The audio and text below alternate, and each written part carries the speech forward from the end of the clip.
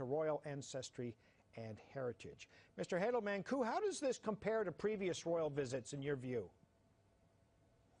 Well, first of all, I think it's rather nice that the announcement was made today, because today is Prince William's 29th birthday. And it reminded me that the very first royal tour of Canada in 1786 was another Prince William, King George III's son, and he had his birthday in Labrador. And royal tours have changed very much since those early days.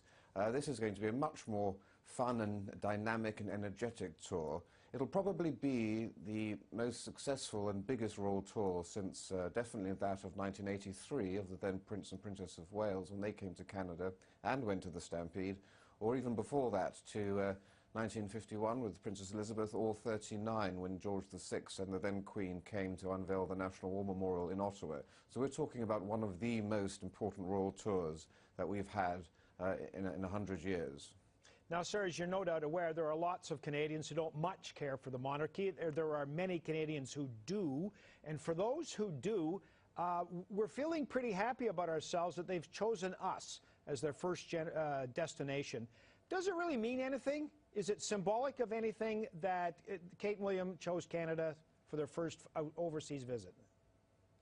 It means a lot. I mean, Canadians need to know that the royal family have a deep and abiding affection for Canada. So, you know, secretly they'll never say it in public, but I think Canada is their favourite realm. Throughout the Second World War, the Queen Mother wore her famous maple leaf brooch, and the royal family have been to Canada more than any other realm. The Duke of Edinburgh has been here over 70 times on many private visits.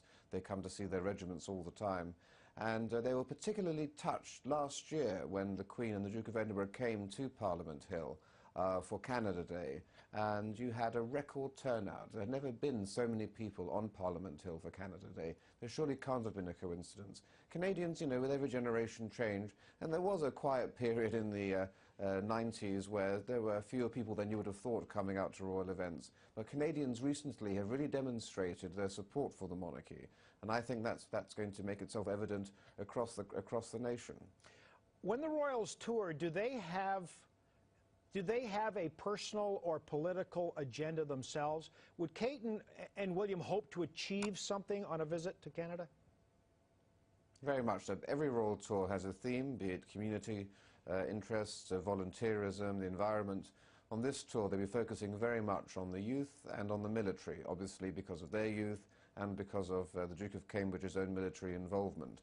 And this is a chance now to connect with young Canadians. Older Canadians have a relationship with the monarchy already, but this is a time for a new dynamic monarchy to evolve and adapt in a new way, make itself relevant to 21st Canadian century people. And I think that's going to be the strong selling point of all this. And of course, you know, you had James Moore there, Minister of Heritage. He's only 35. They're going to Prince Edward Island, where Premier Giz is the youngest premier.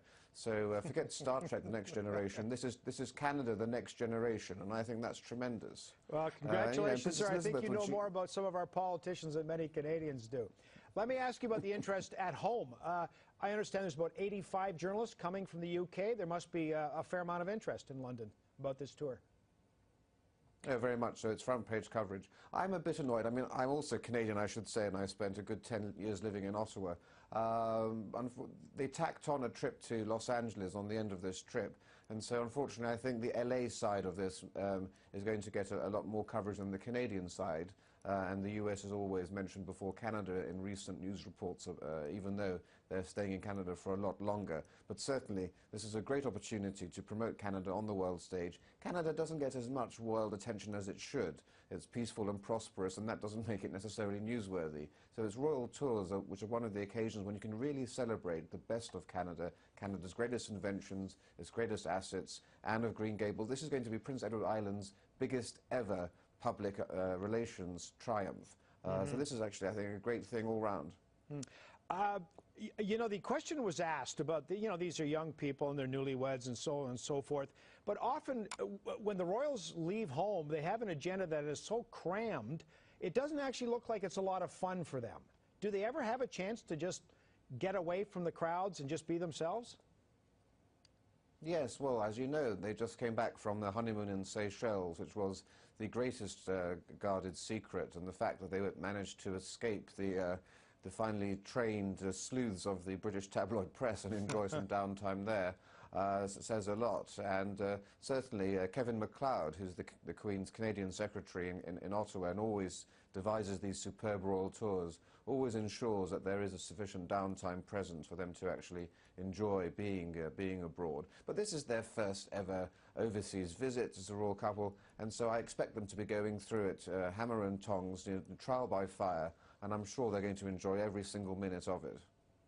Rafal Heydel-Mankoo is with Burke's Peerage and Gentry. Nice to see you again, sir. Thank you.